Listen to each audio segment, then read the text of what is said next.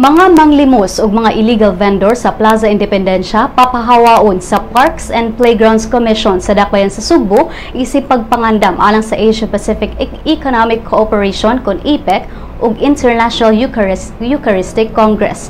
Ang APEC mahitabo sa Agosto ug Nobyembre karong tuiga samtang ang IEC ipahigayon sa Enero sa sunod tuig. Mato ni Dr. Lebrado Macaraya, ang Executive Director sa komisyon, nga gamiton ang plaza alang sa tulo ka dagkong kalihukan.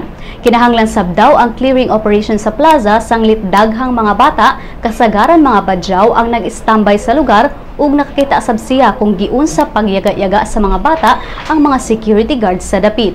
Sigo ni Macaraya nga nakikoordinar na ang komisyon sa kapulisan, mga security personnel sa plaza, Department of Social Welfare and Services ug sa Cebu City Anti-Mendicants Board aron sulbaron ang maong problema. Ang mga bata nga masakpang nagtambay sa parke matod ni Macaraya nga dadon ngadto sa Waterfront Police Station Women's and Children's Desk. Ang mga bata ikustudiya una sa DSWS samtang gipangita ang ilang mga ginikanan.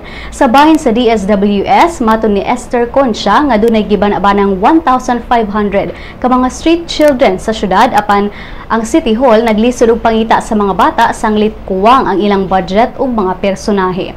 Sa kasamtangan, matod ni Waterfront Police Station Officer in Charge Chief Inspector Jose Hesto nga dunay di muminos tulo ka mga security officers ang nagbantay karon sa Plaza Independencia.